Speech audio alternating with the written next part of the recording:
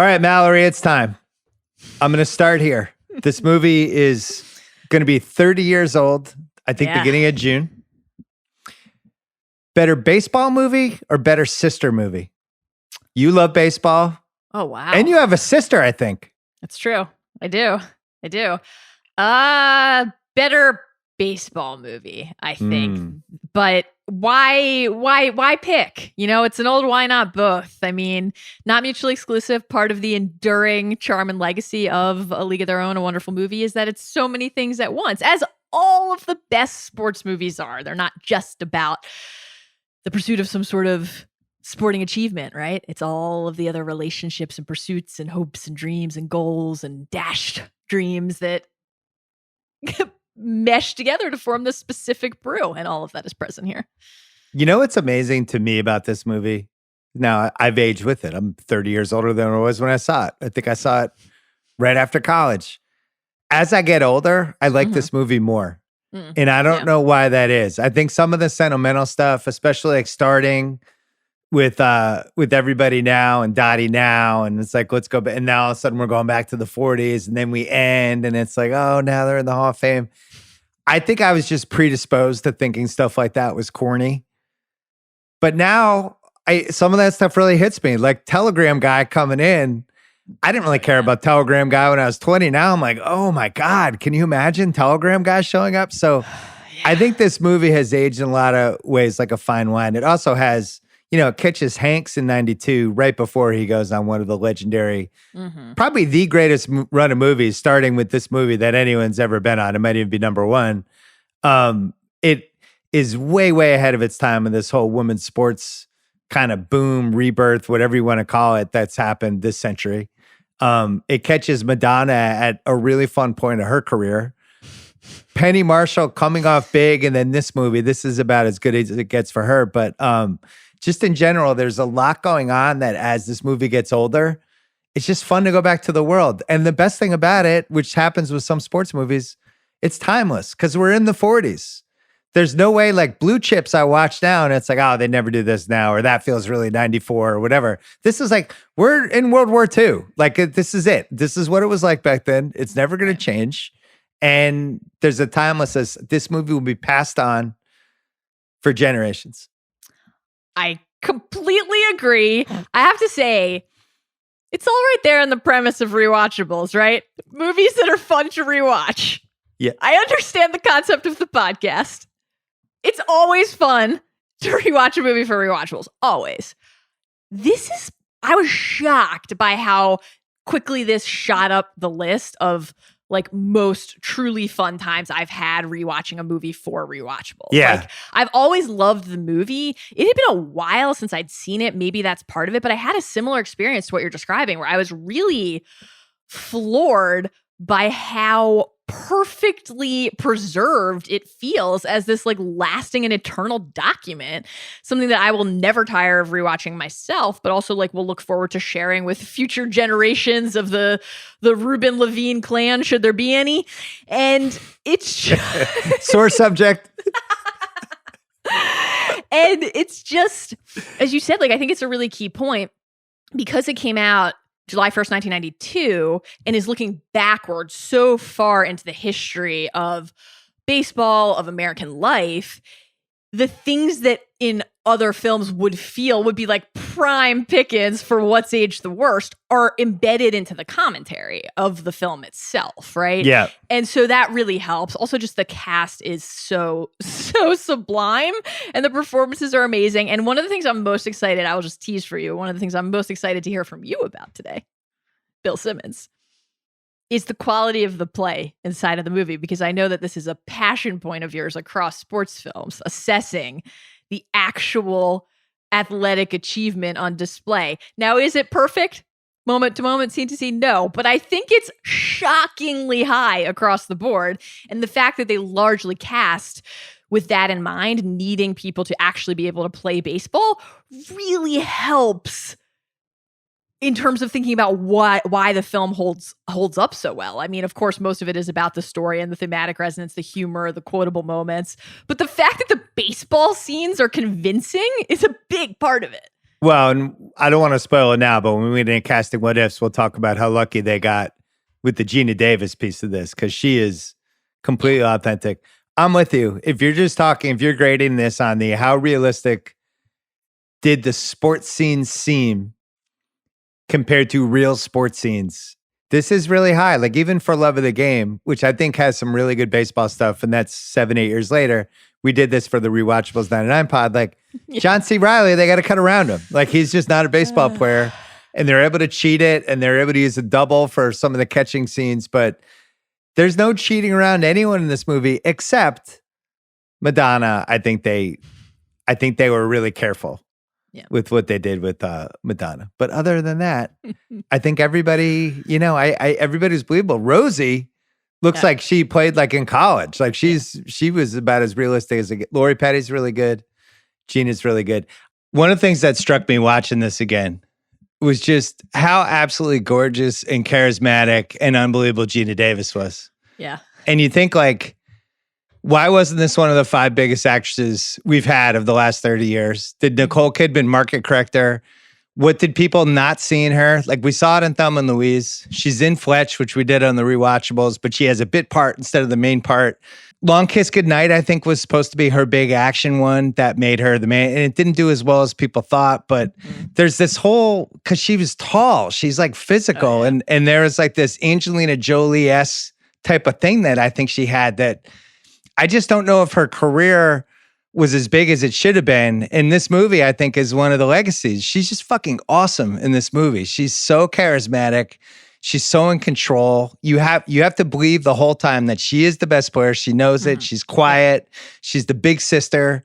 She's really in love with her husband, which you just totally believe. Like the moment he shows back up, she's like, I'm out. I'm out of all this. I love this guy. Everything about her is just perfect. I think it's an amazing performance. Yeah, she's incredible. It won't shock you to hear I had the same takeaway about how unbelievably stunning she is. I actually paused the movie mere moments into her first appearance to chat about it with Adam, with my husband, for a minute. I was just like, she is one of the most beautiful people I've ever seen. It is striking. I don't know if it's something about like rewatching the movie on, a 75-inch 4K TV or something. She's just absolutely resplendent.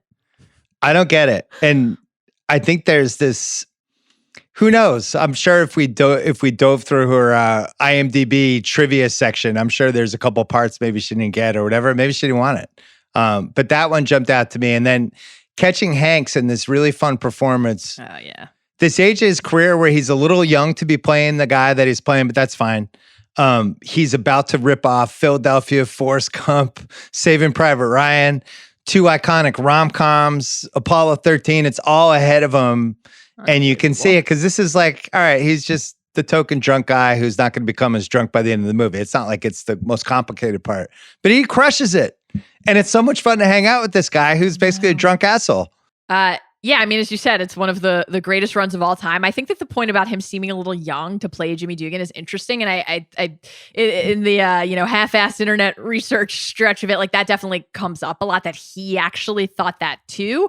But ultimately, it really works because part of what you really have to believe, especially for like the emotional payoff of Jimmy trying to convince Dottie to stay, and he can't believe in that moment that she's leaving, the way that not just the pursuit of something, but regret kind of shapes these characters' lives. And it's like a pretty joyful, cheerful, light and breezy movie.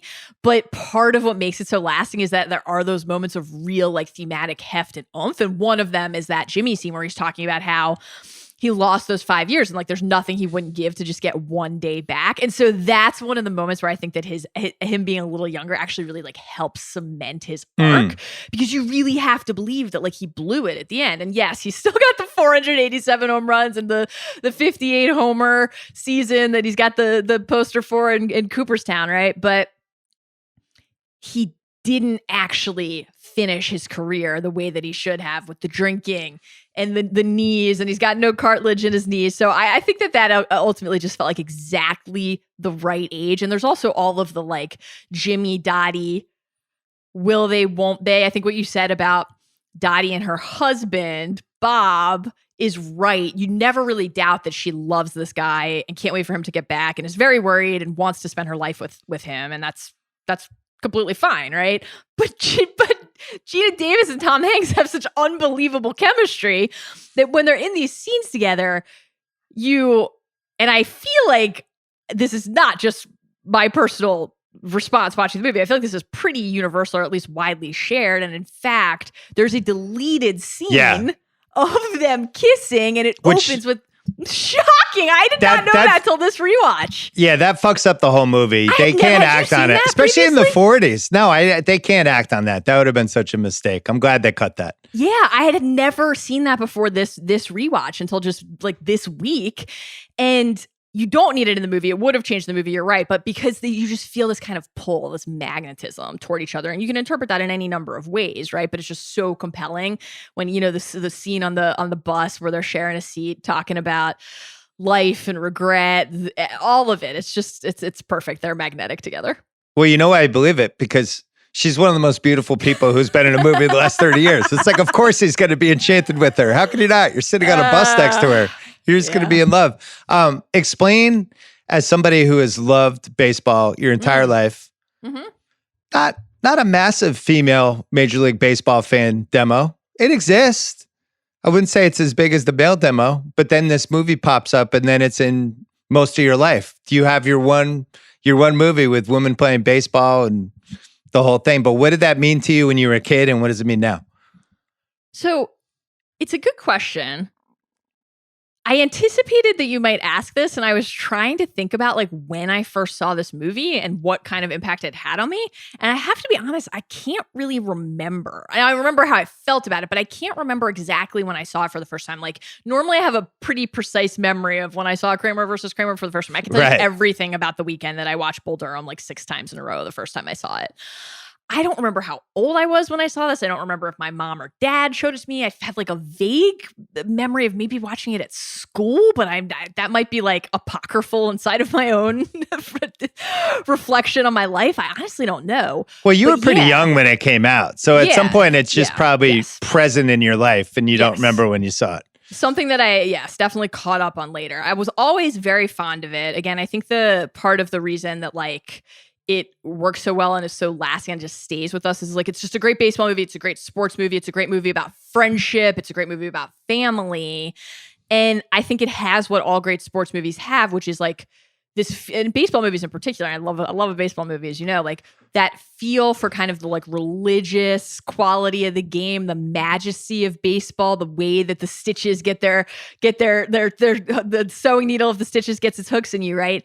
Like the indelible characters, the hero's journey, the rival/villain, the obstacles to overcome, the heartbreak, all of it. And when I was a kid, to get back to your question, what I do remember quite clearly is that I didn't want to play softball. I wanted to play baseball. And that I say that with like just nothing but sincere respect for everyone who loves playing softball. That's like, I'm not throwing shade. It's just personally as a kid, I had fallen so deeply in love with baseball. The Orioles and learning about Oriole history was such a huge part of my relationship with my dad. We spent so much time watching games together. We spent so much time with him teaching me about baseball history. You know, when I graduated high school, among the gifts that he got me was a giant tome of Shakespeare and the Ken Burns baseball documentary, right? Wow. Which I think sums up probably quite a lot. And I wanted to just go play baseball. And so seeing the women in this movie, which is, of course, I don't know if we've said this yet, but based on real life, right? And based on an actual league, the All-American Girls Professional Baseball League is a real league. And seeing a documentary about the league actually is part of what inspired, based on all the reports and articles you can read about the film and Dottie Collins' career in particular, part of what inspired Penny Marshall to want to make this. And so it was just so cool. I was like, man, I wish I could do that. How amazing is that, right? And I never really felt like I had to like measure it against, you know, my love for Bull Durham. It always just felt totally of a piece with Bull Durham and Field of Dreams and The Natural. And, you know, later on in the baseball canon, you could add like Moneyball and others to the pantheon of great baseball films. It just feels inextricable from assessing the most meaningful baseball movies we've ever seen. It's a top tier sports film.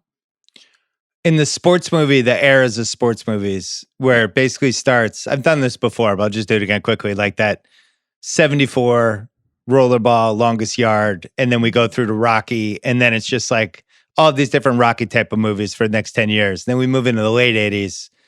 And it's like the evolution of, all right, we've done all these different versions of the underdog team, the underdog player.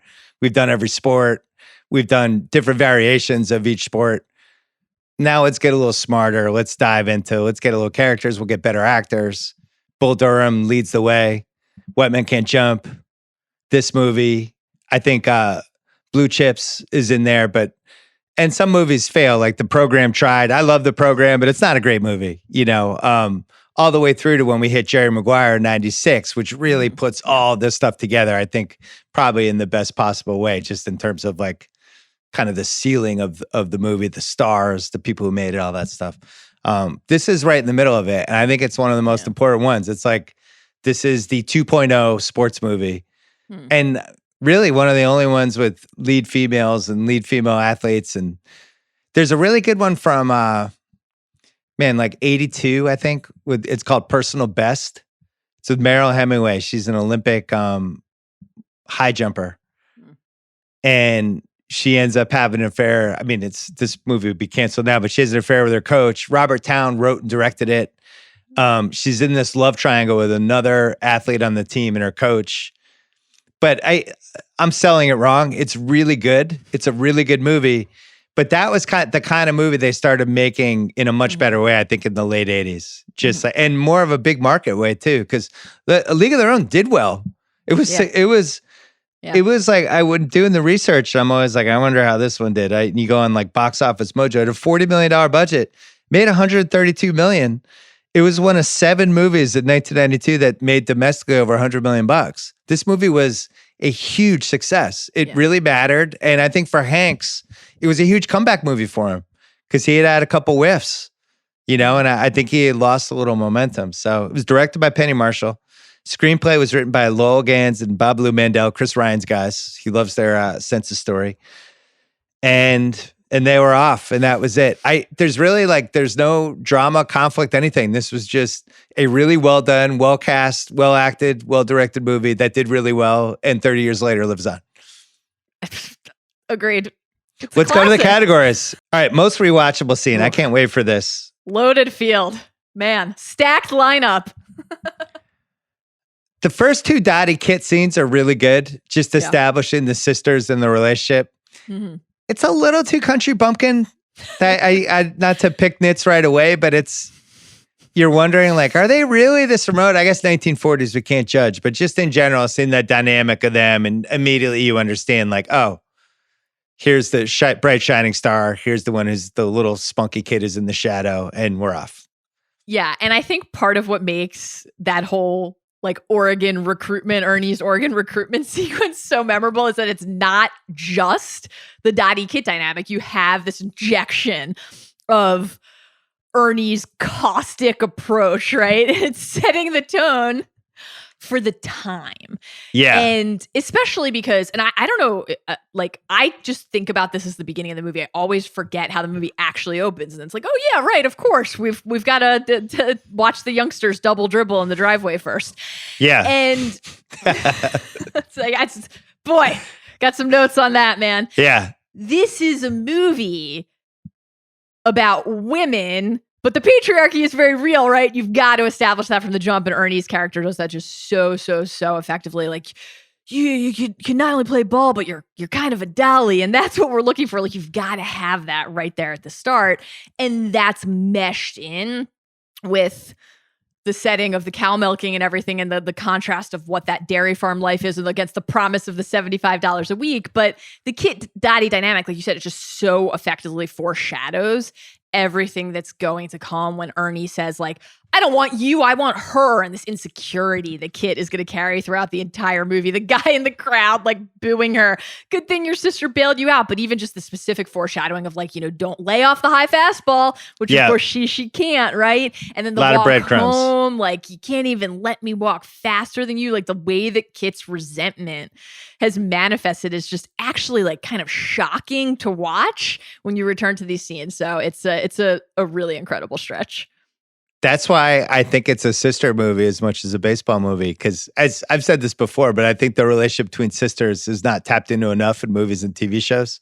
There's even been TV shows called Sisters, but there's rivalry stuff, there's history, there's skeletons, there's all kinds of things you can go into. But fundamentally, somebody's in the driver's seat and somebody's not, and the one who's not in the driver's seat resents the other one. And but everyone's trying.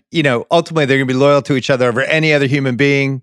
But then there's all this baggage that comes with it too. And you could feel it just in those two scenes. It's like, oh, these guys, they have some shit to work out. And that's it. That's where we do the next 2 hours. Next one is the tryouts. We get to meet Rosie O'Donnell. We get to meet Madonna. I just want to say, not to step on what stage the best, but it was a really big deal that Madonna was in this movie. Yeah. And it's funny because there's some casting what-ifs that, whereas other people did not think it was a big deal. Yeah. But Madonna was one of the biggest stars we have. The only way I could compare it to is if you made a baseball movie now and Taylor Swift was the center fielder. I really think that's a fair analogy. Yeah. Yeah. She was that famous and that important. And the fact that she was in this with black hair and chewing gum and playing All the Way May was like a big part. So we get to meet her. We get a montage. I love sports movie montages. We get a tryout montage. Really good montage. Yeah. Really, everybody looks completely legitimate. Penny Marshall really cared about that. Yes. All leading to one of my favorite moments, the girl staring at the lineup to see if she made one of the teams, being unable to read, and then somebody realizing it, walking over and saying, "Can you read?" So, really tugs at the heart there for a minute. Oh, it's a little emotional. Oh boy, it is. And it's like, I know what's going to happen here. We're going to teach this girl how to read on the bus. It's got to happen. Oh man, and what a way to teach her to read, man. Just a lot of milky white breasts in everybody's future. Yeah.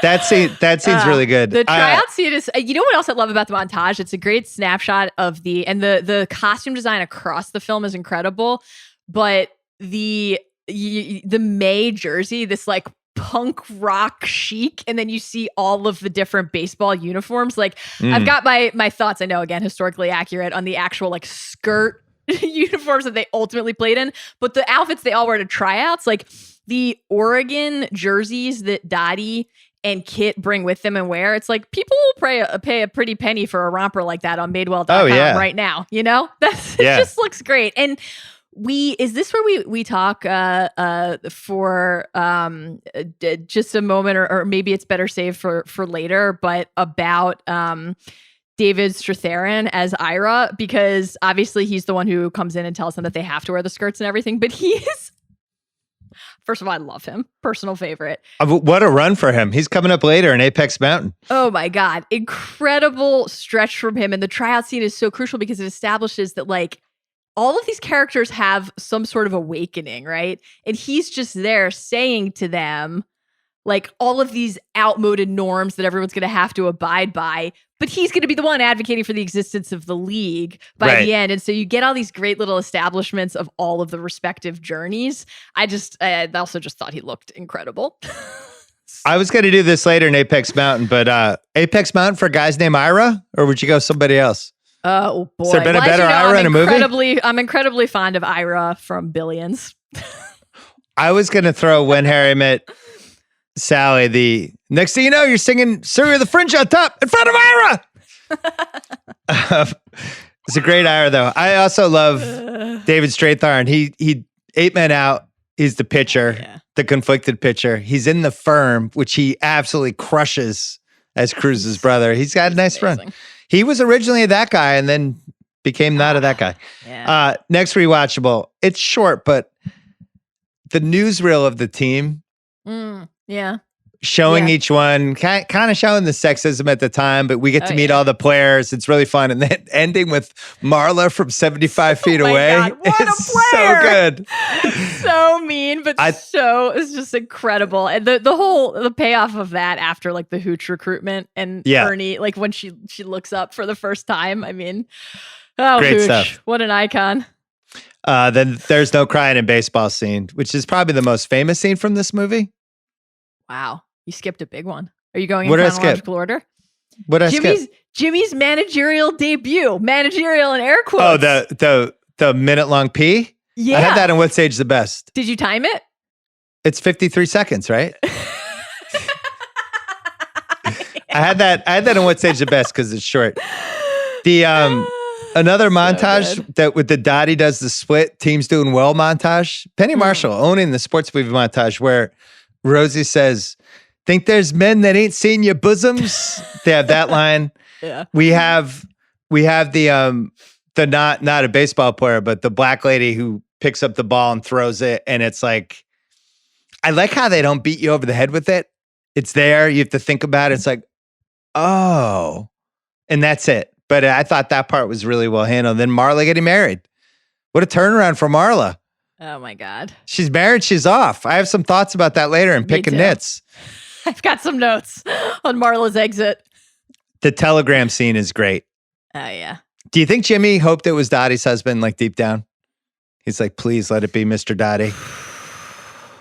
I'm stepping in. I bet you the thought crossed his mind. Oh, he definitely did. No question. The thought crossed his mind. Dottie quits. Mm-hmm. Great one.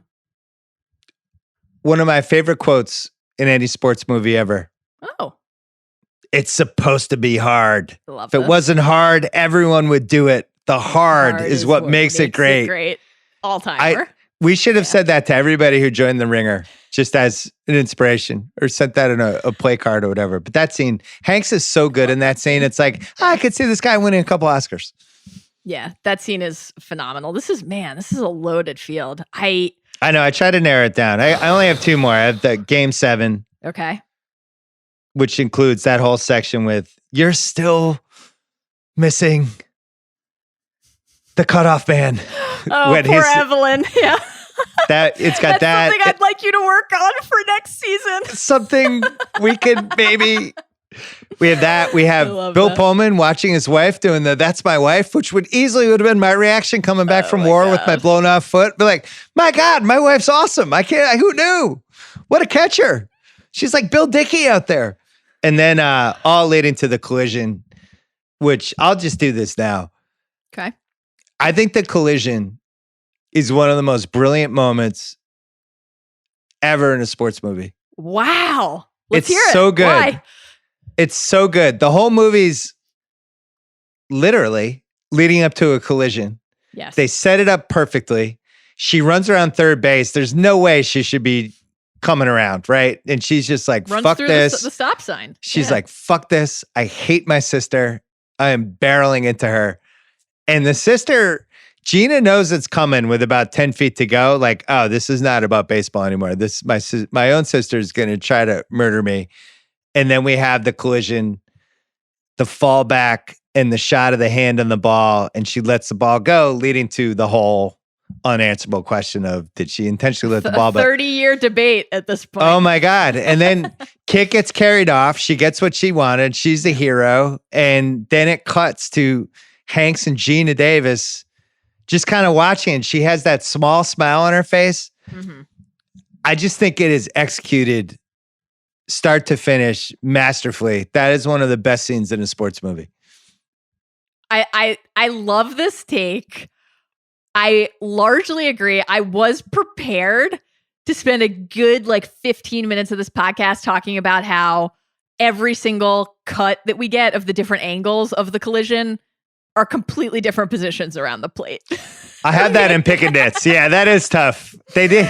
The assistant director must have done it. Yeah, that is tough. You're right. I've seen this movie enough times that I try to overlook that. You're right. It's the assistant director demerit. Assistant director really screwed that one up. Do you want to do the did she drop it on purpose now or save it for unanswerable questions? Let's save it for unanswerable questions. Okay. It's a fervent debate. I'm looking forward to circling back to that. Wow. Okay. My last one is the sisters saying goodbye to each other. I thought was perfect. I really like it. Bill, you're being such a sweetheart in this pod. You're so what do you moved. Mean? You're just so moved by the siblings. And no, don't worry. Don't worry. I have some Kit thoughts later. I'm riding a high now. Okay. I'll save my crit criticisms for later, but I like the way they handled it. Yeah. You really feel like they're sisters. Yes. I mean, the resentment that Kit carries, I think is like incredibly relatable, not just inside of a sister or sibling dynamic, but just in like any sort of relationship, someone who is just like basically perfect, right? The model of excellence in every respect. You would always feel inadequate, especially if everybody is always telling you, hey, this other person is so great. We're not really paying attention to you. We're not really interested in you. Yeah. One of the things that I think is really crucial is that Dottie doesn't ever actually do anything intentionally to make Kit feel bad. Like, she can't help that she's good at these things. And in fact, goes out of her way to say, I don't really want this. Ira, please trade me, etc. Yeah. And really wants Kit to succeed. But goes out there. I mean, I just love the walk to the mound. Calling time, walking out to the mound, and calling for the high heat. That's why she's such a great character. She's a fucking badass. That is an unbelievable movie moment. It's incredible. Like, it elevates the character, their relationship, all of it. Because, and you know, again, we'll get back to the did she drop it on purpose thing later, but like, Dottie wants Kit to be happy and wants her to succeed, but Dottie wants her to learn as well, and she wants to prove a point, and she wants to continue to achieve, even though she doesn't, her entire existence doesn't orient around that outcome of that game. But like, all of those different elements just help make it feel like so it's true to life. It really does. You know, it's like never one note. It's great. Well, she doesn't want to give her sister, there's an F this piece to her where she's like, you know what? I've had it with this lady. Like, that's in the I'm fight actually, with the I'm trade. going to, I'm going to, and even like when she walks to the mound, she's like, you know what? I'm not giving this to her. She's going to have to earn it, which is what makes the drop so interesting. Okay. When they go to the Baseball Hall of Fame, that might be rewatchable. So it's a tad corny for me. I don't really like seeing grown-up Spillman and stuff like that, but whatever. Some people do. Any other rewatchable scenes for you? Oh man, I have a few other ones that I'll hit very quickly. I love, again, in the Jimmy managerial debut, with the dugout conversation with Ira after where he sits. Yeah. I especially like the move in the 5th inning where you scratched your balls for an hour and Jimmy says, anything worth doing is worth doing, right? It's iconic. So funny. I love the whole suds bucket sequence, like everything in that entire just the elite dancing from Madonna. It's like, let's really showcase that we have Madonna in this movie, but also the that was Nelson, good. You're right. It's that part's great. Like Madonna in sliding shorts. I had that in What's Age the Best. Just like they clearly said, let's let Madonna cook here for a couple minutes. Clear out. Madonna's got control of the movie now. You mentioned the Hooch nuptials already, but the Hooch Nelson meet cute. Marla singing "It Had to Be You" as Nelson swoons and creams his khakis. Just unbelievable. I would throw out, I guess, there are 2 nighttime bus rides. All of the bus scenes are good. This is like a classic, like League of Their Own. No, you're right. Their That Own one thing. bus ride should be on there So good. with though Gina and Tom Hanks, when it seems like, oh man, there's something here with these two. It's that one, and then also the one before it, also at night, where you get the little like vignettes of the bonding across the teammates, like the May teaching Shirley to read the sex scene, Alice's superstitions as they pass the graveyard, Betty and Kit talking to Doris about her lame boyfriend. Like the bus scenes are just so good. I'm gonna say like I'm torn between my actual 2 picks. I have 2 that I can't decide. I can't decide between Jimmy trying to stop Dottie from leaving, which I think is an all-timer. It's just great. I guess it's like hard not to go with "There's No Crying in Baseball." It's one of the most iconic scenes in movie history. I'm actually, this is the category is most rewatchable. Yeah. I really like Game 7. I just enjoy the whole game. Yeah. I think they do a good job with it. Yeah. If I'm flicking channels and I know it's about to come on, I'm sticking with it. I'm like, all right, you know what? I'm going to watch Game 7 and try to sort out my feelings on the drop again. So that would be my pick. All right. I'll formally cast my vote for "There's No Crying in Baseball." I have to do it. Especially because we get the bonus of him telling the ump he looks like a penis and then getting the boot. Great stuff. Perhaps you chastised her too vehemently. What's Age the Best? Oh my God. Mention Geena Davis. Yep. Gina and Lori Petty as baseball players. Both super believable. They had to be. Madonna dancing we mentioned. All the Way May as a nickname, I thought was just really funny and clever and kind of 40s-ish too. It didn't feel like too over the top.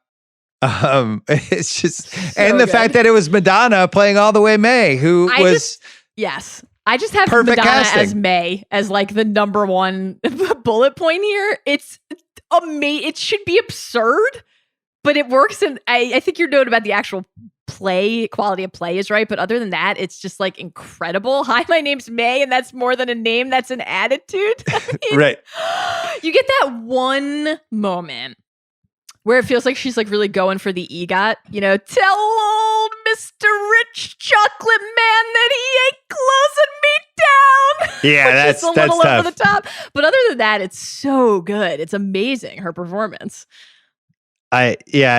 Believe me, that's coming back up in the Vincent Hanna overacting awards. But yeah, super charismatic. Same thing for Rosie. I mean, so Rosie's great. Rosie and this and Beautiful Girls, if you just watch those two things, you'd be like, and then you told somebody who knew nothing, watch these two movies. This person had a TV show. Do you think it was on for a long time? They would have been like, oh yeah, I'm sure that was a huge hit, which by the way, her show was a hit for at least a little while. But this is probably the peak of her likability, I think. Geena Davis said Rosie O'Donnell was no doubt the best baseball player out of all of them. Wow.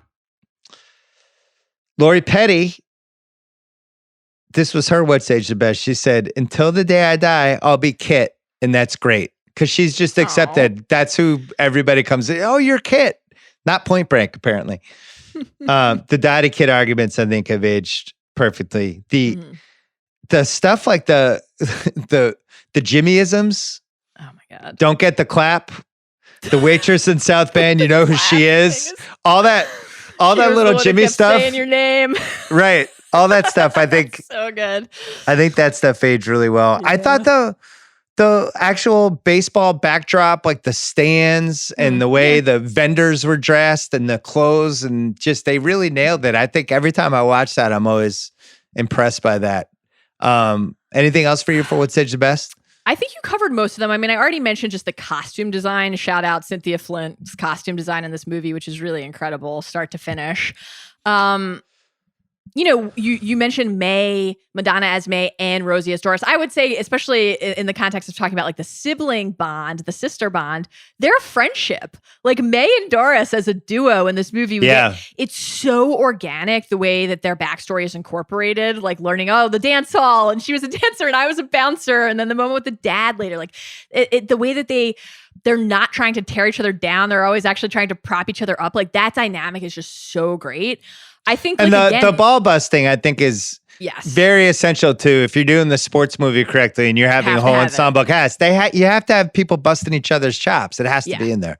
Have to have it. I think just in general, like again, the bulk of the cast is convincing ball players. Like we can't really overstate how much that helps the movie. Like when Hooch's dad says she's got an eye like DiMaggio, and then we watch Hooch hit fucking frozen rope after frozen rope shattering the glass in the gym. It's like pretty amazing. And switch hitter. Switch hitter. It's incredible. Both sides. She's like, wow, now I'm going to go to the other side. Who do you think Hooch's like real life MLB comp is? Given the switch hitting part. I mean, she's hitting lasers from both ends. All right, I got it. You would say Pete Rose, but I think she might have had even a little more power than Pete Rose, right? Oh, wow. Okay, I wasn't going to go quite to that caliber. I was going to, what do you think about, I was thinking Miggy at first, but then because of the switch hitting, what about switch hitting has to be in there. Lance Berkman. Yeah, Lance Berkman's a good one. Yeah. Yeah, I like that one. Pretty good stuff. All right, What's Age the Worst?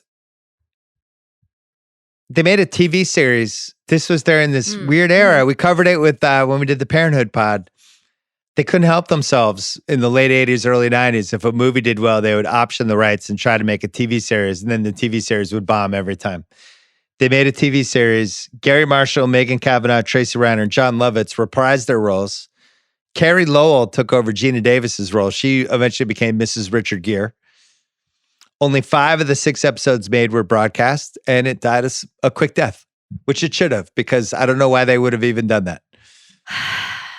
Yeah. Just didn't have a lot of ideas. Not a lot of ideas in the early 90s. It's difficult. I mean, I get it.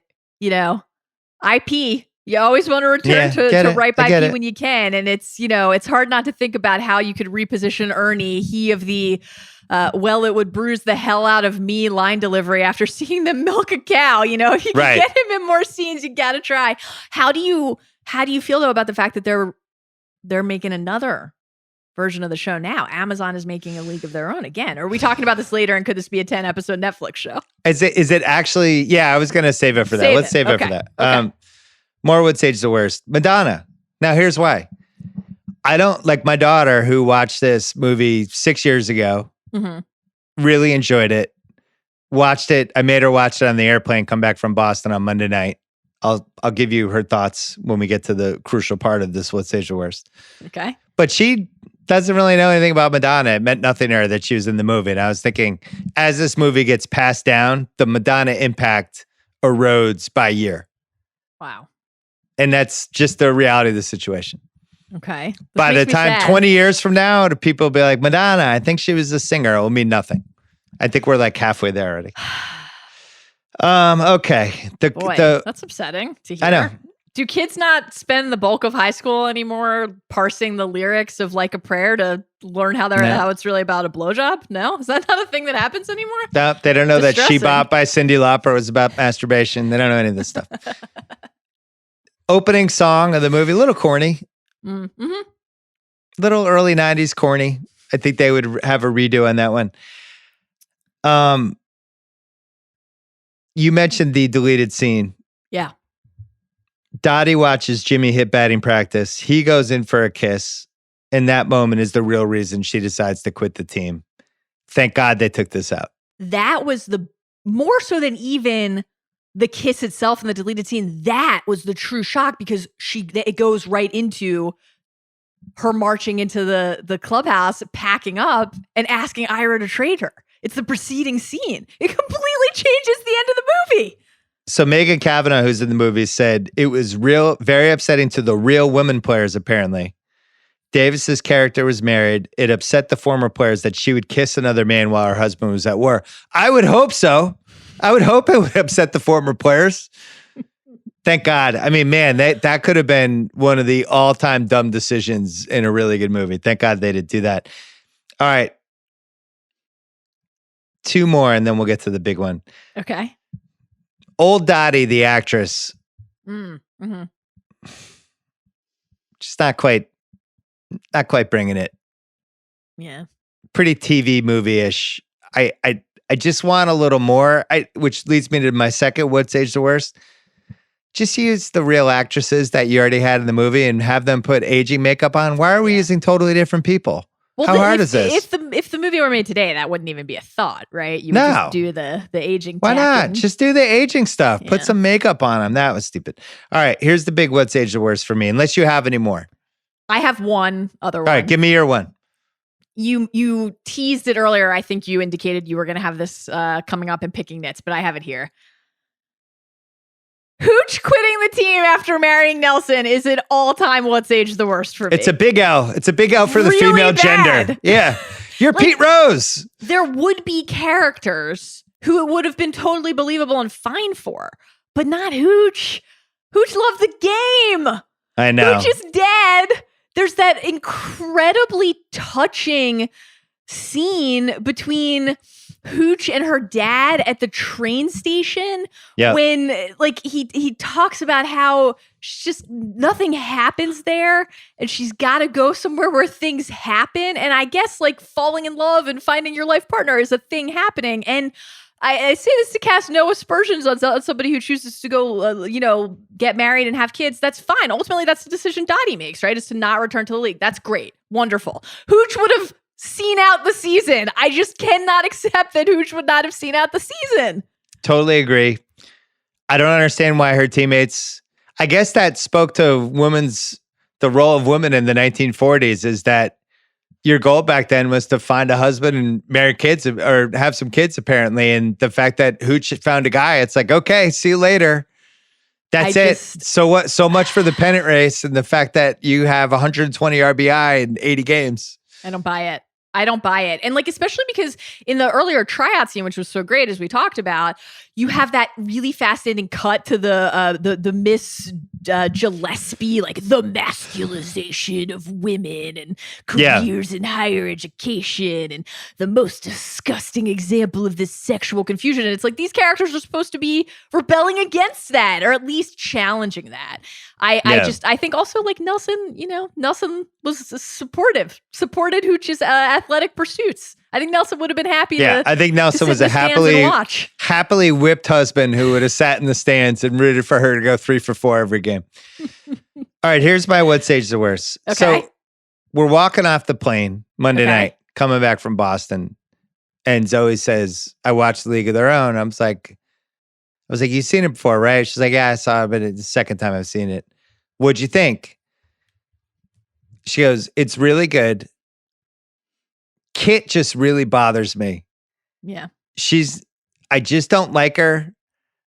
She's not a good character. It really makes me mad that they let her win at the end. She's a bad sister and super resentful. And I don't think it's like a good life lesson that you could just be a bitch the whole time and then you get to win. And I was like, you know what, Zoe Simmons? This is why you'll probably have your own podcast someday. These A1 observations like that, because you're right. And I didn't want to deep down admit it, that Kit was super annoying and maybe not that awesome. And I think it's a little sacrilegious to even go there, but we're going to have to go there. Kit kind of sucks. Yeah. Yes. I agree. Okay. I agree. Do we need to go any further, or like can we just leave it there? So I think it's a great and telling observation from Zoe. No surprise. Here's the thing. Kit is supposed to be a brat, right? Like, that's embedded into the character. She's an ingrate. She doesn't appreciate the way that Dottie has actually helped her because she's just so threatened by Dottie's success. And again, as we talked about earlier, there are things about that are really compelling and relatable. I do actually really agree with Zoe. I was thinking about this rewatching it, that there's something about the end that like feels a little off. As amazingly rewatchable as you laid out as the ending is, because it's like,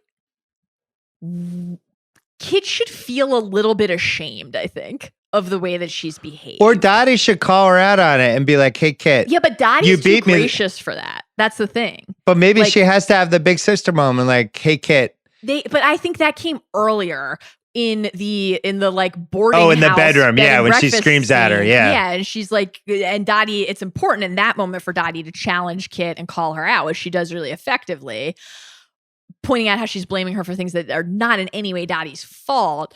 But like, I don't know. On the one hand, I really like the ending because Dottie should win. In many sports movies, Dottie and the Peaches would win. And I think it's kind of amazing that they don't, right? They flipped That's like it. a bold decision, actually. Oh, yeah. I love that. But, it's not like I was rooting for them to part on sour terms and not maintain their relationship. I think the fact that Dottie is able to balance a lot of the different aspects of that dynamic is part of what makes her such a memorable and lasting character. But yeah, Kit's just like a jerk. There are plenty of people who have been the beleaguered little sister, but there aren't too many moments where Kit, like at the end, really wins you back. She does have that sweet moment where she says, like, she basically tries to convince Dottie to stay. And it's like, well, just when I want you to stay, you're leaving. Yeah, I don't believe her. That resolution. No, you're a bad person, Kit. But yeah, deep down, you might be a bad person. We don't have the scene on the bus that wins us over with Kit. They're missing the late night scene where she's like sitting next to Tom Hanks or whoever, and she's talking about her sister, and she says, "You know what? My entire life, she's been better at everything than me. She always got the guys. Everyone gravitated to her. She was better at sports. And I've never had that one thing." And it's like, and she's been awesome to me, whatever, like however you want to lay it out, where at least like I'm listening going like, at least she understands that she's consumed by this irrational resentment of her sister. I don't feel like she ever even understood that, even in that last scene where she's like, "Oh, now you're leaving." It's like, "Oh yeah, so you're okay with your sister because now you beat her in a game? Now your relationship's okay?" That's not what should have made the relationship okay. Yeah. That you got to win? Right. No, it's a good point. I think there are the moments where she expresses things like that, but it's purely through like the Life magazine sequence is a great example, right? Where it's like, did you tell him about me? Yeah, I told him. It's just like annoying. Like it's honestly, she's like a 14-year-old or like a 12-year-old. She's not like an adult woman the way she handles it. You know where they could have done it? Because one of the things that actually is really great about that final conversation is that we see that Kit has just found her own life, right? She talks about how she's not going to move back. She might not even come home for the holidays. She really likes it there. She has friends. She wants to get a job there. And that's actually really cool. It's like she has found her own thing. And that specifically was always what was missing, that she couldn't find her own thing. So she should have thanked Dottie for that. Yeah. Hey, Dottie. Yeah. I'm sorry. I shouldn't have blamed you for the trade. It was the best thing you ever could have done for me. What I realized is I needed my own thing. Some sort of realization that you might be a good person deep down. You add one line of dialogue there and you remove 1 minute of the absolute sob fest in the dugout after she blows it on the mound. And the balance is probably something that works better for Zoe at the end there. It's a good note. Listen, unfortunately, the truth is the truth, and Kit kind of sucks. There's nobody who's like, you know whose side I was on during that movie? Kit's. No. That person does not exist. And if you do exist, you're a sociopath. Okay. Casting what-ifs. Some fascinating ones. So Penny Marshall said Demi Moore was originally in line for one of the parts, but by the time we came around, she was pregnant. So Bruce Willis literally screwed her out of the part. That was a Penny Marshall quote. Yes. Deborah Winger was originally cast as Dottie and left the film because she was outraged that they cast Madonna. She thought it was an all-timer. I was stunned. I remember finding we had another Deborah Winger movie where this popped up and being like, whoa, really? She thought it would turn the film into a quote unquote Elvis Presley musical. She stood by her assertion years later saying, quote, look at how Madonna's acting career has turned out. So not only does she stand by her decision, she's defiant about it. Yeah. Well, guess what? 30 years later here on the Rewatchables, All the Way May just took what is aged the best as a category crown. So yeah, that's a L for Deborah Winger. Also, Deborah Winger kind of needed this part. She had such a good run in the 80s. It had tailed off. I think she made Black Widow with Teresa Russell in the late 80s somewhere. She made Legal Eagles or one of those. But her star was starting to fade a little bit. And I think Dottie, if she had pulled that character off, could have been an awesome, awesome character for her. I also don't think she would have been the right pick. I think Geena Davis was 10 out of 10 perfect in every respect as Dottie. Deborah Winger as Dottie, no. Throw that to the side. It's impossible to think of anybody else as Dottie. Yeah. Genuinely impossible. Great job, Geena Davis. Penny said that Tom Hanks came to me and wanted to be in it because he had some movies that didn't do so hot. Bonfire of the Vanities, Joe versus the Volcano. So, I don't know, felt like a slight dig at Tom Hanks. I didn't like that, Penny Marshall. She cast her daughter, Tracy Reiner, as Betty Spaghetti. Yep. She cast her brother, Gary Marshall, the famous TV producer, as Walter Harvey. Right. He was cast at the last minute because they couldn't afford the original choice, Christopher Walken. This one floored me. Can you imagine? This was like peak Christopher Walken. Like he's hosting SNL at this point. He's about to be in Pulp Fiction. This was when he had turned as like a real character that people like loved. Man, how did they not have enough money for Christopher Walken? The movie made like $135 million. I don't know, but also like I adore watching Christopher Walken, but like and most recently in Severance, I won't miss an opportunity to try to sell you on Severance, Bill. He was phenomenal as Bert in Severance. But like, do you need Christopher Walken as Harvey in this movie? He's like barely in the movie. That would have been so strange. Gary Marshall is perfect. Best that guy, aka the Joey Pants Award. So this movie's old. It's a little tougher to pick that guy's, but there's two. There's two great ones. One is the guy who played Squiggy on Laverne and Shirley, which was a huge 70s sitcom, was number one. It was the Happy Days spinoff. I think it was actually number one year in the late 70s. And it was, Squiggy was one of the sidekicks that Laverne and Shirley had. He played the baseball announcer. This one's better though. Grown Up Stillwell was played by Chubby from Teen Wolf. who is Teen Wolf, one of his teammates. He was the fat guy in Teen Wolf who made the hook shot and he's setting picks for Michael J. Fox.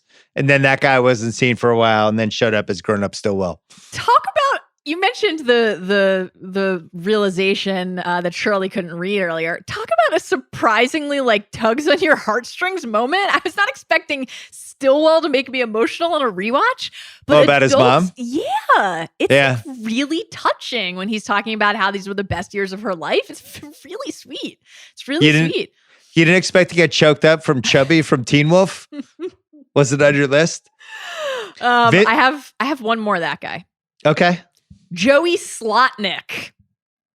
Credited as Doris fan number 2. He's, in Twister, Boston Public, The Good Wife. Oh, Maisel. yeah, that's He's a good one. One of the 2 guys from the Suds Bucket scene who keeps showing up for Doris. Good one. I literally was like, that guy when I saw him. That's a good that guy. You're right. Yeah. Vincent Anna, give me all you got acting award. Oh my God. For overacting. The finalists are the Madonna scene you already mentioned and Marla singing. Oh, wow. Talk about dialing it up. I don't know who the winner is. We might have to have co-winners. I think it's got to be the Madonna moment. Because if anything, you could argue that the hooch serenade is almost like understated. It has to be over the top. Yeah, okay. All right. Oh, boy. Dion Waiters Award for Best T-Check. It's got to be John Lovitz. He's in the movie for 12 minutes. Easiest ones ever. Comes up with phrases like, it's been a thin slice of heaven and pickle tickle. You threw that one. Pickle tickle was shocking stuff. Pickle tickle, what a poet. He's so funny in this. Oh my God. He has some just unbelievable lines. Recasting couch. Just a little thought experiment. Okay. All due respect to Lori Petty. I know she's kid for the rest of her life. Maybe we work in a little 1992 Sandra Bullock in here as Kit. Oh my God. Now we have a movie with Geena Davis and young Sandra Bullock. This is Love Potion #9 era Sandra Bullock. We know she's a good athlete because we saw her drive the bus in Speed. I was impressed by some of her bus driving. I have no idea if she could play baseball. They probably could have taught her. Oh my God. But yeah, Sandra Bullock, because then maybe she leans into the likability of Kit a tiny bit more so we don't leave the movie thinking Kit's just an entitled brat. I feel like we would almost swing too far in the opposite direction, though. Like, you can't not now root you don't for know who her. to root for? Okay, Yeah. like she couldn't be bratty enough? Yeah, like you can't not root for Sandra Bullock, right? All right. Anybody else from that era you would put as Kit? It's tough. I went through everybody. It's tough. And even though we're critiquing, Kit's likability as a character, obviously the performance is really strong and great. And it's it is difficult to think of the movie without Laurie Penny. I thought about Courtney Cox was another one right in this range, but I can't imagine her as a baseball player. She's like 5'4", skinny, like just her like bowling over Geena Davis. I'm not sure. One of the casting what-ifs that I saw that I couldn't shake was that Marissa Tomei had like reportedly filmed an audition tape and really wanted to be in the movie, but I guess Penny Marshall didn't think that she was a good enough player. Yeah. But I feel like Marissa Tomei fits in the movie. Like you could just imagine her on that team. Can't you imagine her as a peach? Totally agree. She honestly could have been all the way May if Madonna didn't do it. Yeah. I mean, I wouldn't want to take Madonna out of this movie, but also it's amazing. This is not a recasting, but just like it's amazing to remember that Téa Leoni is in this movie. Looks great. Yeah. I almost didn't recognize her. Yeah, Téa Leoni's on the other team. We should have mentioned that earlier. Yeah, she then 2 years later she gets Bad Boys. Half-assed internet research. The lady who played Helen, her name is Anne Ramsey, broke her nose trying to catch a ball. So that happened. There are so many injury stories from this movie. Yeah, the huge bruise. The giant thigh bruise, yeah. Yeah, so the huge bruise was real. Whew. Tough one. Geena Davis said the cast was all banged up, skin ripped off their legs. Rosie O'Donnell had broken fingers. Lori Petty said she had a broken foot. Basically for half of the filming, that she had like some prosthetic, something like put in there so she could run on the foot. But that's why she didn't look maybe as athletic in the last part of the movie as she did in the first. So that's not true. They filmed the tryout scene at Wrigley Field. Mm-hmm. That was where the Harvey Field was based. They filmed the Rockford Peaches home games at League Stadium in Huntingburg, Indiana. The championship game was filmed in Evansville. Madonna contributed This Used to Be My Playground to the movie, but it was not included in the soundtrack for contractual reasons because she was the Taylor Swift of her time. Interesting.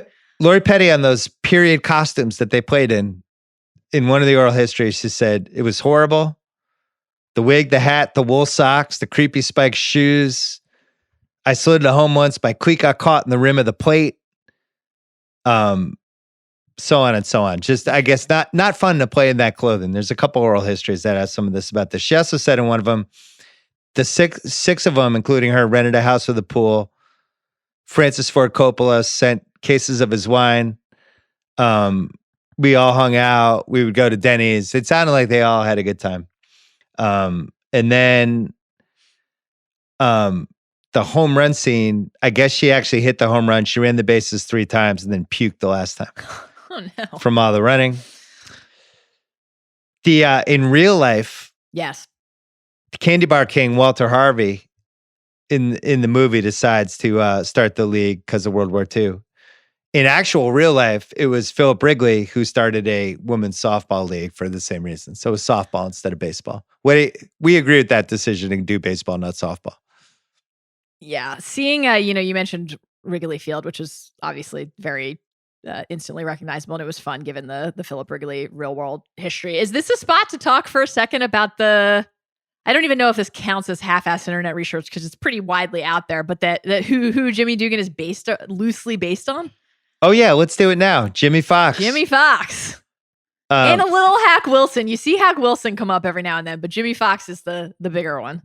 He hit 58 homers in 1932. In the movie, they said Jimmy did that in 1936. The homers were around the same. I think Jimmy Fox had more. Both first basemen. Yeah, both, Fox had 534 and Jimmy had 487, right? Yeah. Both known to have a couple pops time to time. And Fox was a manager in the AAG PBL. Right. Yeah. The women's softball thing was apparently a real thing in the 40s. They would have big crowds for the games and all that stuff. There was a stunt double for Geena Davis's split catch. If you watch, you could see the back of the person and they cheated. The peeing was also Penny Marshall with a hose and a bucket. That wasn't Tom Hanks actually peeing. That's like one of my favorite bits of half-assed internet research ever. That's incredible. Tom Hanks put on 30 pounds. He said he gained all the weight at a nearby Dairy Queen, and Penny Marshall encouraged him to keep eating. And then she said she also told Rosie O'Donnell to eat as little as possible because they were trying to make her seem more baseball-y. And then it said Madonna, they had to move her from third base to the outfield because she couldn't figure out ground balls. Key point. I think they would have made her the shortstop. Interesting. Yeah. Interesting. But they fly ball is a little easier. They didn't stick her in left field or anything. So you never see her sprinting a while and making some catch in the outfield, anything like that. So the only other one was Brenda Feigen, who helped establish Miss Magazine. She wrote in her autobiography that Penny Marshall stole the movie from her. Quote, the world may think Penny Marshall is thoughtful on women's issues, but in reality, she screwed another woman just the way the worst male directors do. That's from the book. What?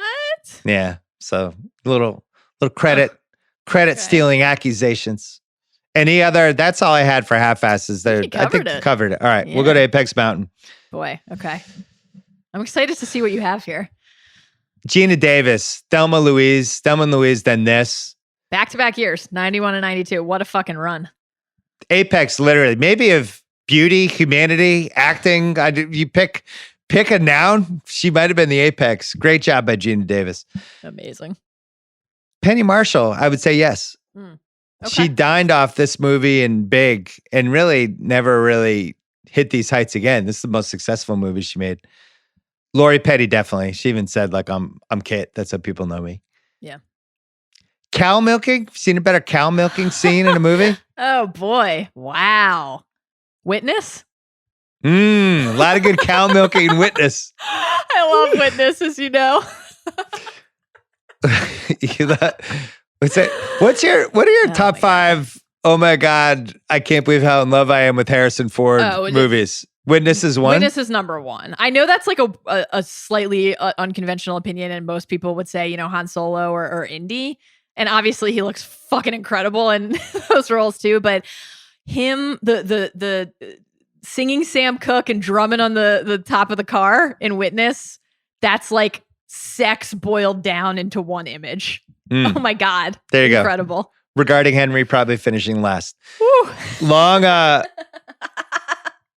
Long movie piece. I think it's either this or Austin Powers in the finals. I don't know who wins. Austin Powers, it's kind of funnier. I don't know. Maybe Austin Powers still the winner. Oh boy. That's a great one. 53 seconds, I guess, is a long time, but I actually was disappointed when I timed it. Especially because they're talking about, let's time it. How long should it be in the movie? You think it's going to be like 2.5 minutes, and then it's not. Doesn't wash his hands. Same puzzling hygiene that we talked about in Kramer versus Kramer. Very tough. That's when you do a long YouTube clip for The Ringer about something, when you have Dylan Berkey it's going to be all the time somebody didn't wash their hands after they peed in a famous movie. It's like 19 minutes of non-hand washing. It's distressing. Madonna, no. John Lovitz, I'm going to say no, because I still feel like when he was at his peak on SNL, that show was being watched by 15 million people and was pretty culturally big. Straightharn. I have no chance of saying this correctly. You could tell me it's pronounced 9 different ways. Straightharn. I'm going with The Firm. He got nominated for an Oscar for The Firm, which was a year after this. So he is just an incredibly robust IMDb. Great job. It's always a pleasure to see him in any sort of IP, TV, movies, play, pick it. Bill Pullman, no. Independence Day. Rosie O'Donnell, probably not. I mean, she did have her own talk show and was pretty famous with talk show. Hanks, no. Women's baseball. Women's sports movies. Women's sports movies. Yeah. Don't you think? Let me think about this. Love and Basketball is bigger than that. Love and Basketball is 2000, right? And I guess so. This movie did way better budget box office wise. Early 2000s though is a strong, like there's a good amount in the early 2000s. No, you're right. Women's sports movies, yes. Yeah, I think so. Baseball movies, yes. What about sister movies? Apex Mountain. The answer is no, but I don't know what the answer is for the yes. Yeah, I don't think it can be. But I don't know what it is either. Sister movies. Somebody will have to tell us. Pickin' Nits. I'm so excited for this, Mallory. I have some really hardcore, I'm just picking nits. Just picking them. Okay. So Jimmy's not a chain smoker? No smoking cigs with Jimmy? Well, it's an era where everyone dip. smokes cigarettes. He's dipping, but he's not smoking some cancer sticks in the bus. There's no cigarette smoke in this movie anywhere. It's 1945. Cigarette ads galore. Everyone's smoking. Not one person's having a cig. Nobody.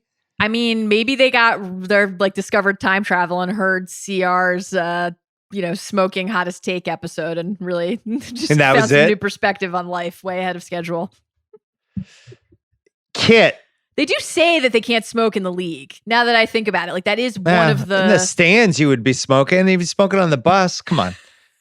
Kit gets traded before the playoffs? What kind of league is this? The regular season just ended. You can make trades? You can't even... What league can you make trades in? I would have loved some more details about the actual like workings of the league, given how few teams there are.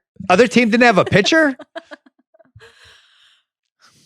Why not show the semifinals win setting up the 7-game series? Why do we just skip over? Just give me the montage. We've already had 3 montages. Guess what? I like seeing montages. I like seeing winning. Well, you know what you got instead? What? One of my favorites. A newspaper headline montage. Yeah, fine. What was Kit's pitch count in the World Series? Oh, man. Yeah. Has I love Fangraphs tried to figure this out? About Kit's pitch count. And also, I want to know more about Kit's arsenal overall. We know that she lost the curveball early in some of these outings. Yeah. So just 62 pitches per game for the 7-game series? Probably. That Dottie leaves and the team's just fine. team ekes out the 3-3. They get to a game 7 without their best player, who's their catcher. They have like without their 2 best players, because Hooch is also gone by this point. Yeah. And Kit's gone. They just sold her to the other. So the 3 of their best players. Yeah. A little weird. All right. Game 7. Okay. Peaches are down 1. Second and third. 2 outs. Oh my God. Dottie comes to the plate. Best player in the league. What are we doing?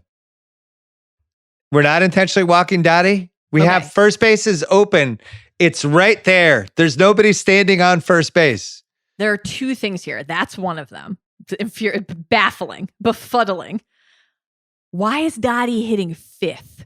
This drives me crazy. Why is she hitting 5th in the clinching World Series game? Now, granted, she missed the first 6 games. She could have missed 60 games, and she should have been hitting 2nd, 3rd, or 4th. The lineup is May, who I'm assuming is still leading off because that's established earlier in the movie that she's leading off. Doris, Evelyn, Helen, and then Dottie.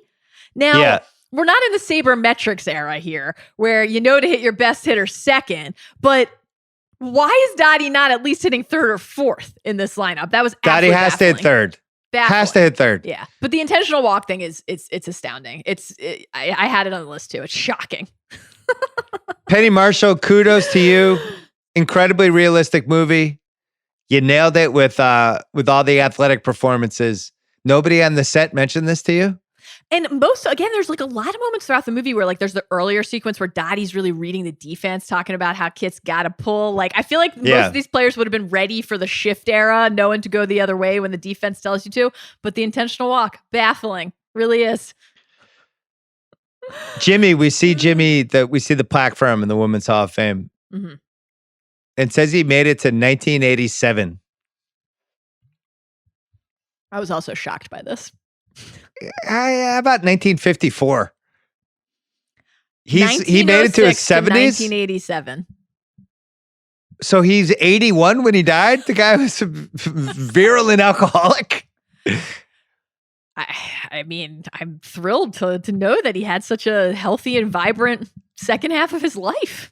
There's absolutely no chance, 0, that guy hits it to 1987. Those are my biggest nitpicks. I have some unanswerable questions too, but what do you have for nitpicks? I have a few other ones.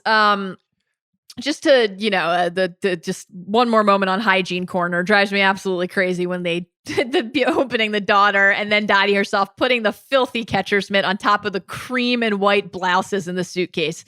Inane. The sequence with the grandkids in the driveway. Tough.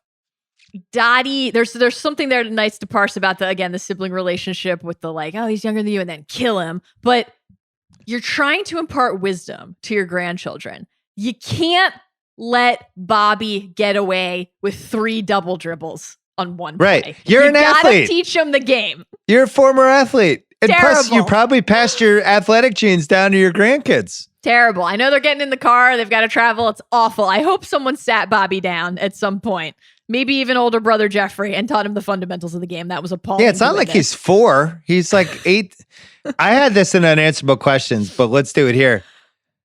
Could we just get rid of the start of the movie and go right to the 40s? And then when we finally meet grown-up, older Geena Davis, whatever, like that's the first time we see all those characters. Do we need the first 4 minutes? My answer is no. We do not. Yeah, I don't think we really need it either. I mean, I guess it establishes that baseline. We get it later. Yeah. What do we care? You're right. No, you're right. Yeah, I think we would be fine without it, ultimately. You're right. What else do you have? Any other nits? Why does Dottie catching a baseball wow May and Doris so fully? I get it. It was a beam and she barehanded it, and that's impressive, but they switch from trash talking to being absolutely awed by her because she caught a baseball at baseball tryouts. How'd you do that? That drives me crazy. And then I'll tell you why they did it. Because they really wanted every guy watching that movie to fall in love with Geena Davis even more. It's a great moment, but like it's so impressive. May and Doris should just be like, all right, yeah, cool. I could do that too. True. Because I'm here to try out for a professional baseball league. I don't know. And then I already mentioned the different angles of the home plate on the crucial moment. But we'll talk about that more in unanswerable questions. Could this be remade as a 10-episode Netflix show? We're about to find out. Right. Amazon reboot. I mean, it's been 30 years since this movie. I'm not against it. I'm excited against about it. Yeah. Yeah, I'm against doing this in 1993. I do worry that they're going to try to retroactively shoehorn some current stuff into the 1940s instead of just letting the 1940s exist for whatever it was. I also wonder, how do you stay true to the movie without, we've seen Cobra Kai do it. We saw Friday Night Lights, a TV show, managed to feel different than the movie. It's tough to feel different than the movie, but this movie's also 30 years old, so I don't know. What are your concerns? I'm excited about it. I think that Abby Jacobson, who's the co-creator and the star from Broad City fame, is just such a delight. I love her. So I'm really, really, really excited to see it. And I think that trying to maintain and tap into the things that people love about the story and that they hold really dear about the story, but explore it over just more time. Like, I think that the movie is really well paced. It was shocking to see that there were 36 minutes of deleted scenes. And I love a long movie, but I was really glad that 36 minutes of extra movie was not in here. That was kind of amazing. But like, I do think that the movie could have a harder rating and more time and then be a really compelling 10-episode or 8-episode TV show. Like, just spending time with the characters would be so interesting. Who's your audience for it? Is it everybody or is it adults?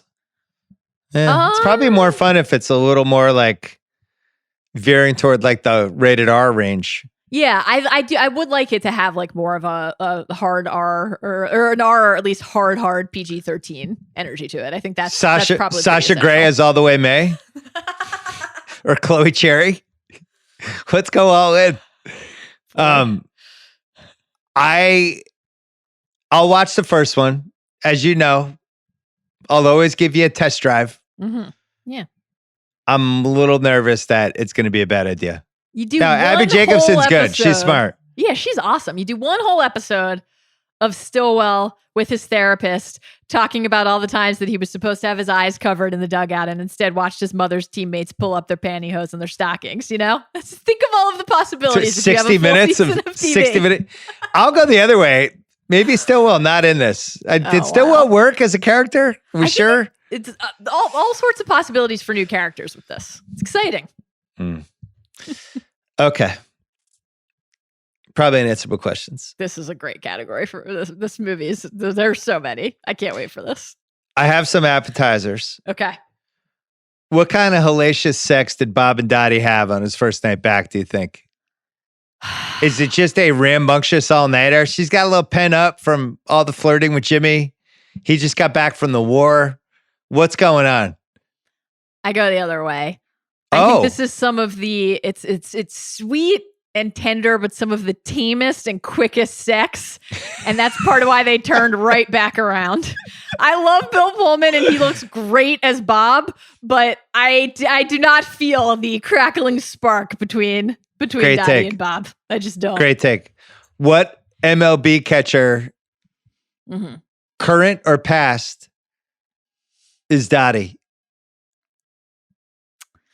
I was trying to think. It's got to be somebody really Johnny good Bench? with some size.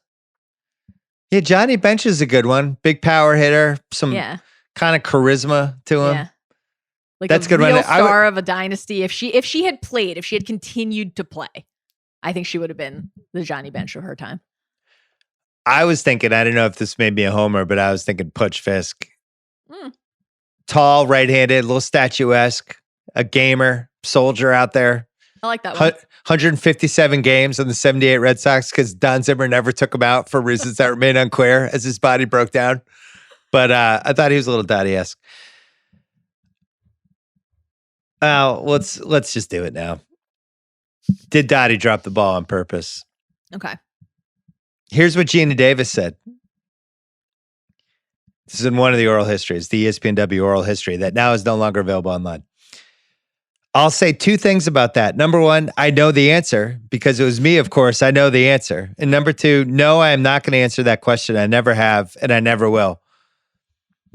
We've already established Geena Davis is one of the greatest rays of sunshine that God's produced in the last 30 years. Hey, Gina, fuck off.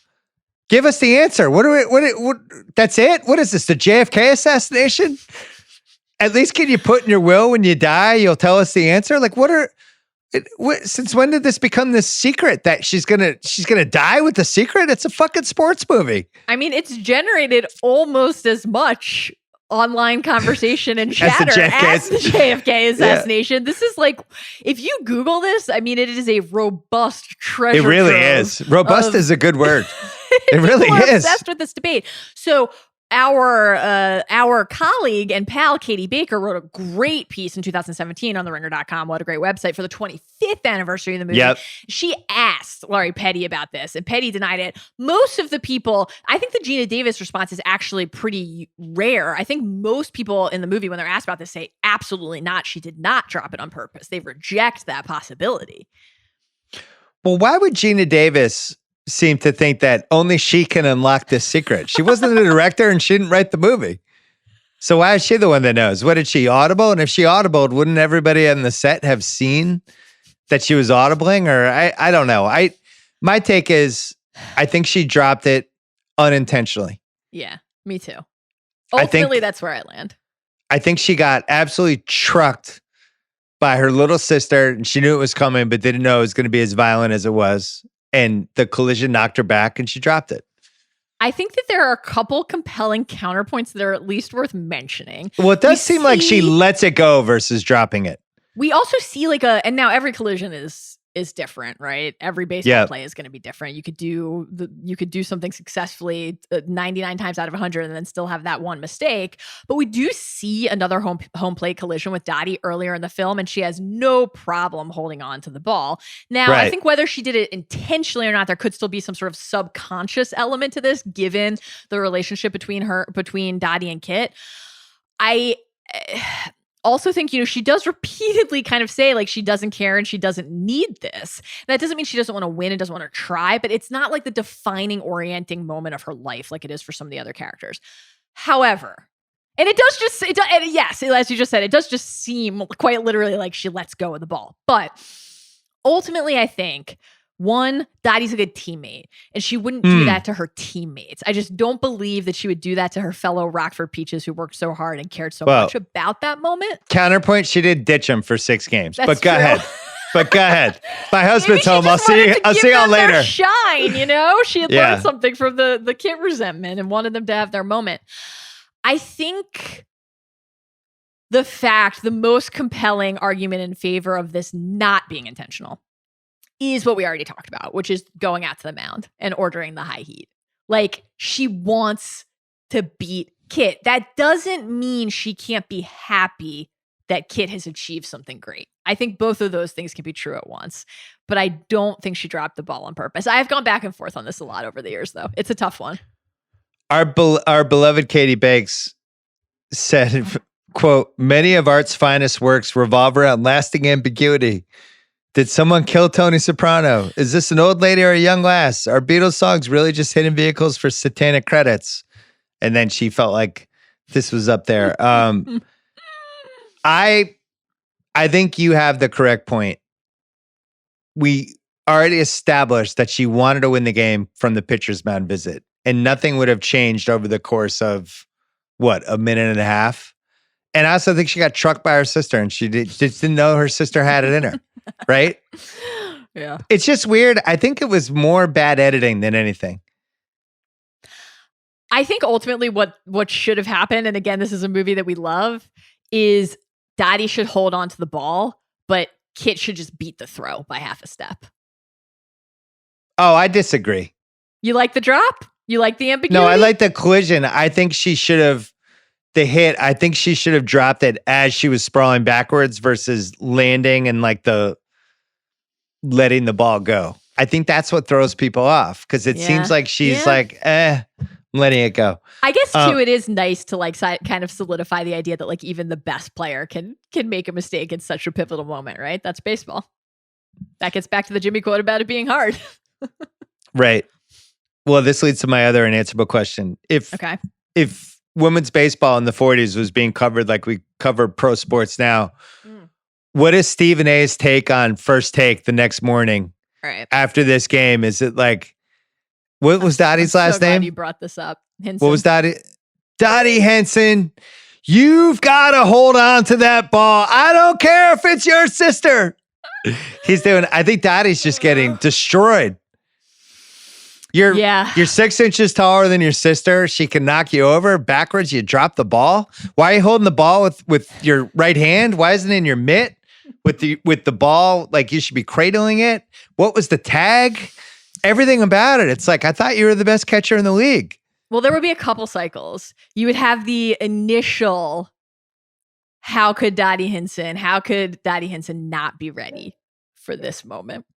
The clinching decisive play of maybe she would have been ready if she had been there the whole time for the first 6 games. If you hadn't quit on the team, Dottie. So there would be that. And then there would of course be the backlash to the backlash. A whole wave of coverage about how we need to find empathy and support Dottie, who tried her best. The media cycle around that moment would have been extraordinary. I mentioned the newspaper montages. I thought you were going to throw in the did she drop it intentionally? There's really like 4 waves to it. Oh, yeah. Because I think did she drop it intentionally is a whole second day. That becomes like a scandal, right? Yeah. Yeah. Did she drop it? Was she trying to set up her sister? She knew she was leaving the league. She wanted to set up her sister for glory. I mean, maybe it becomes a sequel to the Black Sox scandal, you know? That's true. Wasn't that far away. It could be. Yeah, can I read you some... The last piece of it is what you said about... The last piece is, no, we should feel bad for Dottie. She's a victim. Her mental health is being endangered by all this abuse she's taking for dropping the ball. And then people feel bad. The newspaper headlines. Can I read you some fake ones? You know, this is one of my favorite bits in these sports movies when we get some newspaper montages. Here's some ones that I think, we can put them in unanswerable questions. Why didn't we see these headlines? If the press was doing its job, Bill, I think we would have seen these. Here's just a few. Rockford manager urinates in front of all girls baseball team before season opener. Next on Daily Beast. Top hitter retires from girls baseball league after falling in love and marrying first man. Whoever showed interest. She was hitting 410 for the season. Does this count as a 400 season or does she quit the league? That would be the sub-article. Oh my God. Hooch. Chocolate magnate threatens to pull plug on fledgling girls baseball league as World War nears end. Rockford catcher abandons team to drive hubby home instead of playing in first ever Women's World Series. We've got to go. I got to start my life with Bob. Oh, God. Okay, 2 more. Rockford manager assaults small child on field before start of World Series clincher. And then, of course, catcher drops ball on World Series deciding throw home. League to investigate suspicious circumstance of pivotal play. Were gamblers involved? Kid's sister. They could have had more fun with the headlines. They really could have. Boy. Well, they could have even had more for when Dottie leaves the team. We could have had a whole newspaper montage about that. Oh my God. Where's Dottie? Like, I want to know more about what had the other catcher do. Like, she was basically a basket case. Oh, poor They cut to her at one point. To Alice in the dugout, and she's like quivering. Boy, she did her best. Next category is what piece of I have to ask you this one. I have to. Unanswerable? Yeah. Okay. What did May say to the priest? We get that amazing confessional scene where Doris says, we hear a bang, and Doris says that's the second time he's dropped the Bible since she's been in there. And then she comes out of the confessional and he opens the door and is sweating and looks after her. What do we think all the way May said? Real like Fleabag hot priest energy in that moment. Oh, interesting. Maybe that's when they came up with the idea for Fleabag. And she probably just listed all of her escapades of the last couple months, right? Yeah. I wish we got that as a deleted scene. It's a long list. That would have been we'll get that in our R-rated 10-episode show. I'm ready for NC-17. Let's take it up a notch. This is such a heartwarming, nice movie. Let's go gritty. Let's do like what they did with the Will Smith with the Fresh Prince remake. where they just went like super bizarro, dark version of Fresh Prince. I'm ready for a darker League of Their Own. What piece of memorabilia would you want from this movie? Ooh. So you would immediately gravitate to like the Dottie jersey, but I actually think there's only one answer. It's got to be the ball that Dottie drops, right? Oh, that's a great one. That's almost like the Bill Buckner ball that Charlie Sheen bought. Yeah, you're right. Where it's like this is the actual ball Dottie drops at the end of League of Their Own. It's got to be one of the best sports movie props. Oh man, might want to tie the mitt in. Maybe it's the catcher's mitt with the ball. Little combo. Do you think you could get Jimmy to write "Avoid the Clap"? Jimmy Dugan on it? Yeah, you get Tom Hanks to write "Avoid the Clap." Jimmy Dugan. That's another great unanswerable ball. question. What other wisdom did Jimmy impart to young children in his autographs? That should have been a coffee table book. But I think the ball is the answer to that, right? That's it. Yeah, I think that's the pick. I would say runner up, the torn up Jimmy baseball card, the Betty Spaghetti George. Oh, that's a great one card. That would be fun to have. That's a great one. I like it. All right, who won the movie? I have Geena Davis. Yeah, I mean it's got to be, right. It just has to be. I mean, it is an incredible Tom Hanks Jimmy performance, but you can't. It's got to be Geena Davis's Dottie. I think you could make a case for Madonna and Rosie as that duo. They're amazing. It's a combo. Yeah, you could make a case. Maybe I'll make like if Fantasy was here, he'd go movie nerd on us and would talk about Penny Marshall, female director, all female sports movie. The casting in this movie is perfect. It becomes this one of the top 7 domestic box office movies of that year.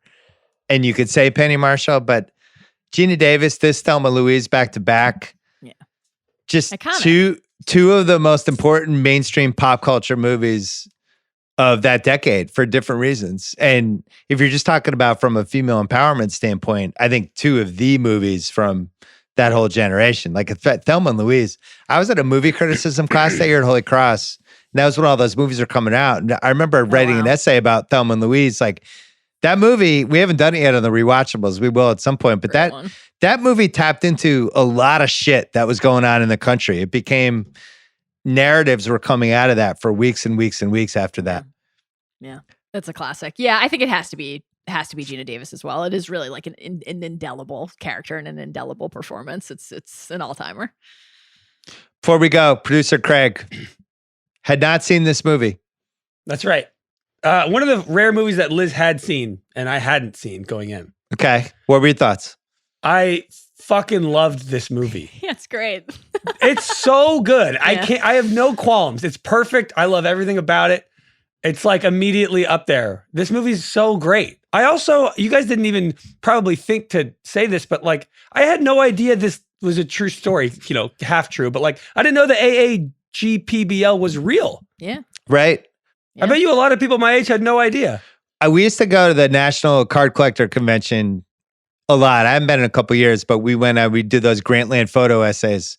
And one of the years we went, 2 of the stars from that league were there with a booth where you could take pictures for them and stuff. And it was cool. They had all the memorabilia. There was like a pretty hot booth. People were going over there and checking it out. And it was like a real thing. Triumph for humanity back in the day that like this worked for a while. It's like great that the movie inspires people to like learn more about that actual history. Yeah, I went and read the whole Wikipedia page about it. It was awesome. I also think this is my favorite Tom Hanks character ever. Jimmy's an icon. I should have mentioned this earlier when I did the pod with him. He said this was his favorite movie. Oh, wow. Yeah. Right. That is actually he loved this amazing statement. That's incredible. Yeah, I think the whole experience with it and the whole thing. So yeah. Wow. And it certainly had an impact. It paved the way for everything that was about to happen for him. Can I ask one question? Or not really. It's just a thought I had. And Liz and I both talked about this after the movie ends. This is perhaps just times have changed. It was the 40s. Things are different now. But I couldn't get over both of us how when the movie ends, she basically Dottie has this goodbye conversation with Jimmy. Extremely brief goodbye. They barely say anything to one another and they leave. They clearly have a relationship. Then she says goodbye to her sister and she like mentions like Christmas, maybe not. Who knows when we see each other again. Mm-hmm. And then it cuts to modern day and she's going to the Hall of Fame thing and she sees that Jimmy died. Oh, okay. And Liz and I were both just shocked at how comfortable and okay people were back then with just like, all right, see you when I see you. There's no communication.